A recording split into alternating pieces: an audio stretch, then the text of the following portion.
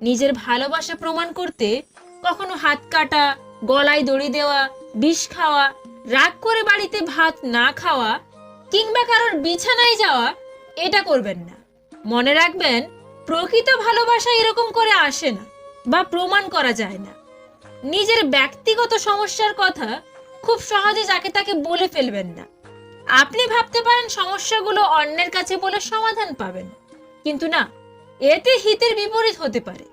আপনার private matter social মিডিয়াতে কখনো আলোচনা করবেন না। নিজের স্ত্রীকে এত বেশি ভালোবাসুন, স্ত্রীর বান্ধবীরাও যেন আপনাকে দেখে আফসোস করে।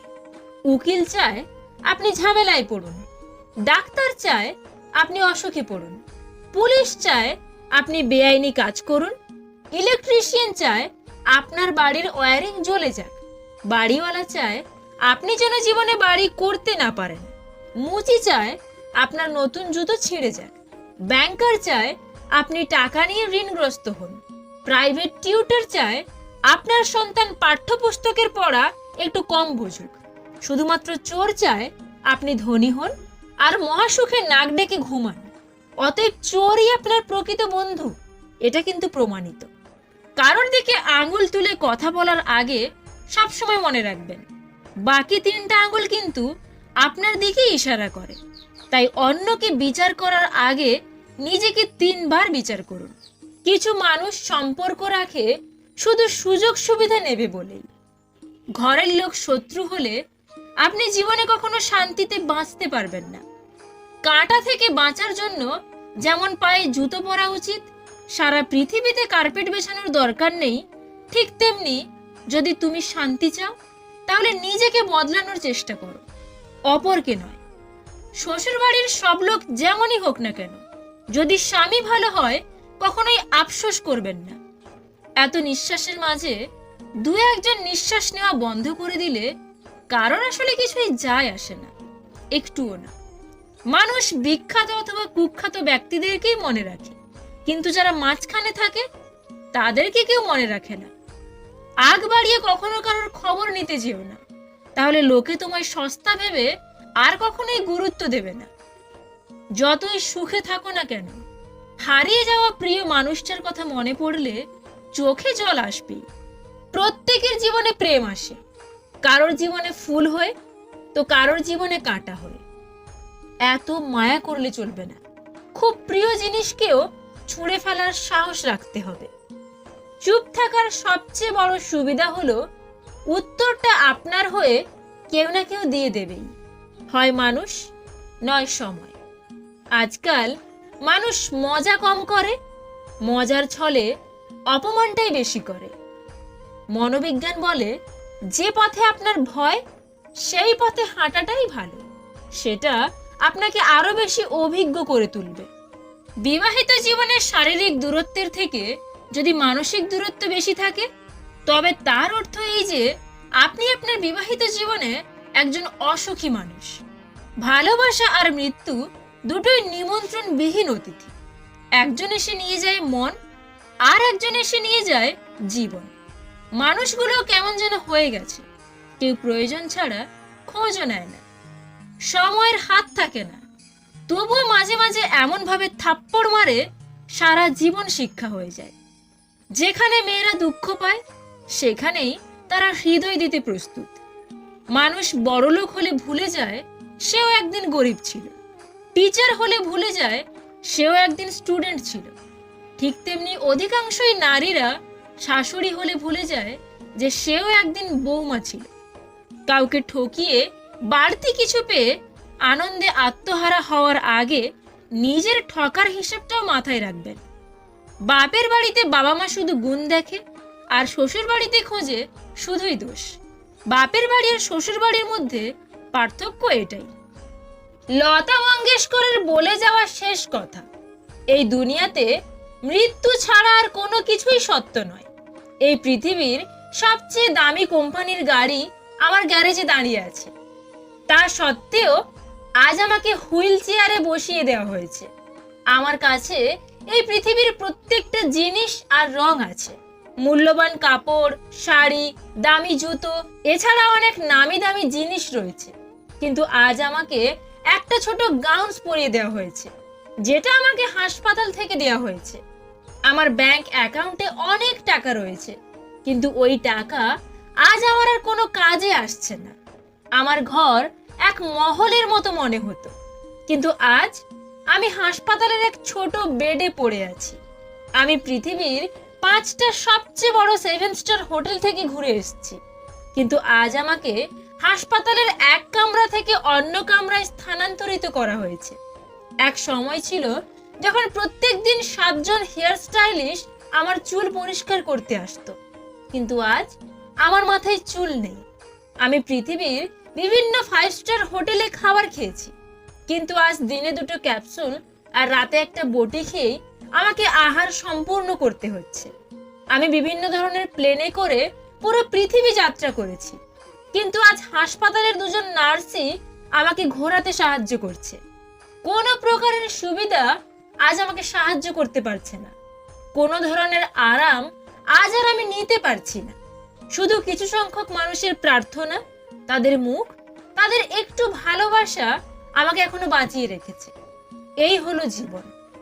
আপনার কাছে যতই সম্পত্তি, ধন দৌলত থাকুক না কেন, আপনি কিন্তু খালি হাতেই ফিরে যাবেন। দয়ালু হন, অন্যের বিপদে সাহায্য করুন, যা আপনি সহজেই করতে পারেন।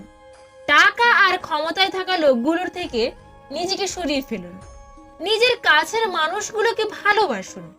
যদি তারা আপনাকে ঘৃণা করে থাকে, তবুও আপনি তাদের যতটা পারবেন ততটা সাহায্য করুন। তারা আপনাকে সাহায্য করবে কিনা সেটা তাদের ব্যাপার। কাউকে জীবনে সাহায্য করতে না পারলেও দুঃখ দিও না। ভালো হন, ভালো কিছু করে দেখান, কারণ আপনার করে যাওয়া ভালো কিছু মহৎ কাজেই এই পৃথিবী আপনাকে মনে রাখবে। দুষ্ট মানুষগুলোর মৃত্যু আর এক কুকুরের মৃত্যুর মধ্যে কোনো পার্থক্য থাকে কি? ভালো থাকার অভিনয়ে যদি পাক্কা অভিনেতা হতে না পারেন, তবে জীবনের রাস্তা আপনার জন্য বড্ড কঠিন। সবাই চায় তুমি ভালো থাকো, কিন্তু তাদের চেয়ে ভালো না। নোংরা পায়ে ঘরের ভেতরে আসা যেমন ঠিক নয়, তেমনি নেতিবাচক চিন্তাকে প্রশ্রয় দেওয়াটাও কখনোই উচিত নয়। কিছু কথা আছে যার অর্থ গভীর, যা সবাই বুঝতে বা অনুভব করতে পারে না। যেমন, কিছু না, আমি ভালো আছি, জানি না, থাক, আর লাগবে না। 750 কোটি মানুষের এই পৃথিবীতে প্রতিটা মানুষই ব্যক্তিগতভাবে কোনো না কোনো কারণেই অসুখী। কেউ শান্তিতে নেই। একটা মেয়েকে নিজের গার্লফ্রেন্ড তখনই বানাও যখন তাকে স্ত্রীর মর্যাদা দেওয়ার সাহস থাকে তোমার। খুব জানতে ইচ্ছে করে, এত পথ থাকতেই মানুষ কেন নিজেকে বরবাদ হওয়ার জন্য বা অপরকে বরবাদ করার জন্য শুধু ভালোবাসার পথটাকেই বেছে নেয়। একটু ভেবে দেখুন, আপনি সব থেকে বেশি কষ্ট নিজেকেই দিয়েছেন শুধুমাত্র অন্যকে খুশি করতে গিয়ে। কেউ একজন মাঝপথে তোমার হাত ছেড়ে চলে গেছে বলে পেও না তুমি ভয়। কোটি কোটি মানুষ থেকে কেউ একজন ছেড়ে চলে গেলে কেউ কি সর্বহারা হয়? আমি যে ভালো নেই সেই কথা বোঝানোর ক্ষমতা আমার নেই। যে সত্যি কথা বলে তার থেকে দূরে থাকবেন, কারণ আপনার যদি সত্যি কথা হজম করার শক্তি না থাকে, তাহলে আপনি তার ভালো কথাকেও খারাপ চোখে দেখবেন, কারণ সত্যি কথা হজম করার শক্তি সবার থাকে না। যে স্ত্রী বিয়ের পরও স্বামীর বাড়ির থেকে তার বাবার বাড়িকে বেশি প্রাধান্য দেয়, সেই স্ত্রী কখনোই নিজের সংসার করতে পারে না। শত্রুরা কখনোই আপনার মনোবল ভাঙতে পারবে না, কিন্তু বন্ধুরা তা পারে। একদিন এক বন্ধু জিজ্ঞেস করলো আমাদের আপনজনকে। আমি তাকে হেসে উত্তর দিলাম, সময় ভালো থাকলে সবাই তোর আপনজন, সময় খারাপ থাকলে কেউ তোর পাশে নেই। যে থাকার সে এমনিতেই থাকবে। এটা ভুল কথা। বিপরীত দিক থেকে রাখতে না চাইলে কেউ থাকতে পারে না। কাঁদাই তো তারাই যাদের একটা সময় আমরা অনেক হাসিয়ে রাখতাম। কিছু মানুষের কথার ধরন এমন হয় যে না চাইলেও চোখে জল চলে আসে। লোকে তোমাকে নিয়ে কি ভাবছে তা ভাবতে দাও, নিজে ঠিক থাকলেই যথেষ্ট। নিজের মেয়েকে তো প্রতি মাসে বাড়িতে আসতে বলেন, কিন্তু বউকে 6 মাসেও একবারও তার বাপের বাড়ি পাঠান না। এইরকম মানসিকতার শাশুড়িরা কোনোদিনও নিজের মা হতে পারে না। আপনি ভালো মানুষ হলেই যে পুরো পৃথিবীবাসী আপনার সঙ্গে ভালো ব্যবহার করবে এমনটা আশা করা ঠিক নয়। আপনি বাঘকে খাবেন না বলে বাঘও কি আপনাকে খাবে না? ধর্ম যাই হোক না কেন, ভালো মানুষও হিসাব আমাদের কর্মের হবে, ধর্মের নয়। অন্যের চরিত্র নিয়ে তারাই বেশি কথা বলে যাদের নিজেদের চরিত্রে ঠিক থাকে না। মায়েরা হয়তো জানে না সন্তানেরা কত কষ্ট গোপন করে রাখে এই ভেবে যে মা জানলে কষ্ট পাবে। আমি আছি তো তোর পাশে, বাক্যটা অনেক মূল্যবান, অনেকটা সাপোর্ট দেয়। সবার সাথে ভালো ব্যবহার করুন, কারণ জীবনে কার প্রয়োজন কখন লাগবে আপনি নিজেও জানেন না। কিছু মানুষ দেখবেন সবসময় অজুহাত আর যুক্তি রেডি রাখে নিজেকে সঠিক প্রমাণ করার জন্য। নিজের ভুল অস্বীকার করার জন্য সবসময় এদের কাছে অজুহাত থাকবেই। মানুষ অশান্তি চায় না, আবার মানুষই অশান্তির কারণ। রাস্তার পাশে ফুটপাতে পড়ে থাকা মানুষগুলোর দিকে ঘৃণার চোখে তাকাবেন না, ওরাও মানুষ।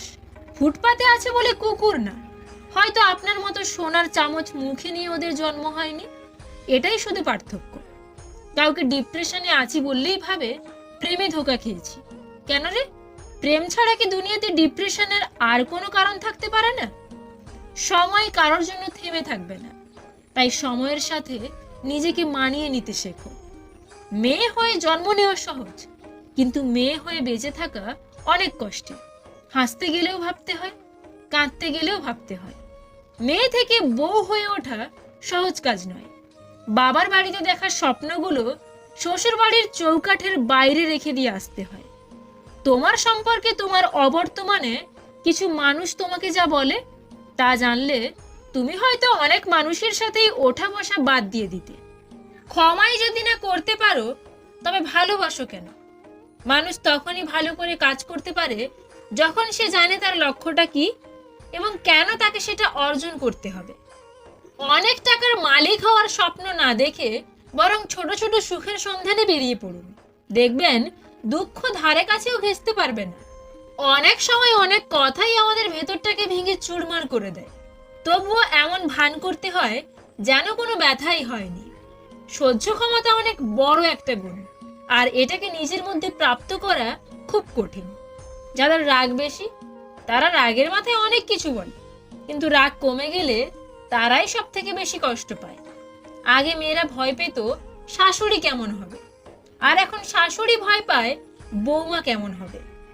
একজন বৃদ্ধ ব্যবসায়ী তার ব্যবসার জন্য শহরের একজন রক্তচোষা মহাজনের থেকে কিছু টাকা ঋণ নিয়েছিলেন, কিন্তু কয়েকবার টাকা লোকসান হওয়ায় এবং মহাজনের সুদের টাকা চক্রবৃদ্ধি হারে বেড়ে যাওয়ায় ব্যবসার জন্য টাকা পরিশোধ করা কঠিন হয়ে যায়। সে সময় মতো টাকা পরিশোধ করতে পারছিল না। এমন সময় মহাজন বলল সে এক শর্তে সকল কর্জ মাফ করে দেবে, যদি ব্যবসায়ী তার মেয়েকে মহাজনের সাথে বিয়ে দেয়। মহাজন মানুষ হিসেবে ভালো ছিল না, তাই ব্যবসায়ীর প্রস্তাবটা পছন্দ হয়নি।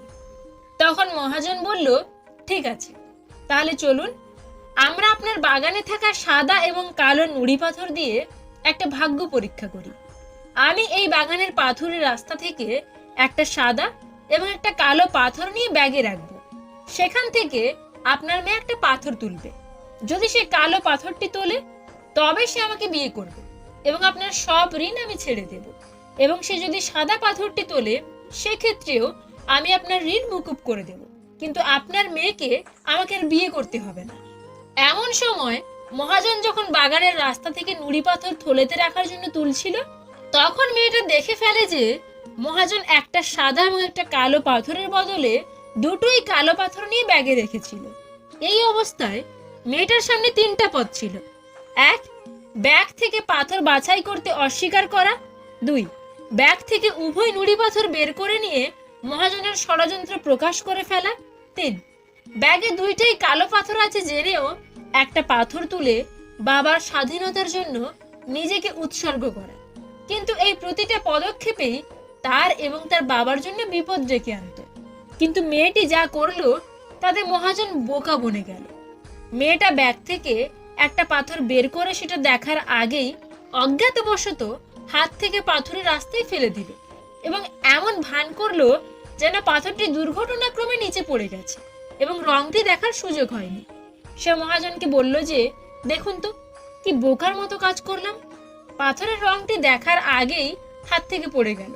আমি কি রঙের পাথরটি তুলেছিলাম সেটা যাচাই করতে ব্যাগটি চেক করুন।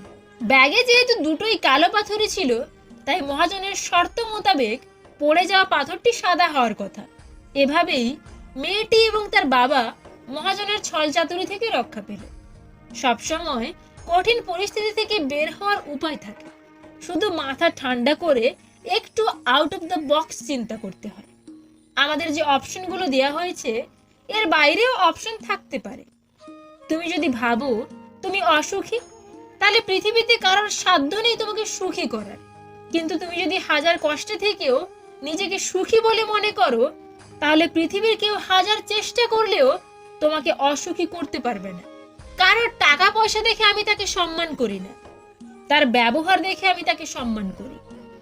মহাভারতের এই 14টি কাজ কখনোই করবে না। 1. যুধিষ্ঠিরের মতো জুয়া কখনো খেলো না। 2. কর্ণের মতো কখনো কোনো দুষ্টু ব্যক্তির থেকে সাহায্য নিও না। 3. দ্রৌপদীর মতো কখনো কোনো অনুপযুক্ত জায়গায় হেসে ফেলো না। 4. ধৃতরাষ্ট্রের মতো পুত্র মোহে পড়ে যেও না। 5.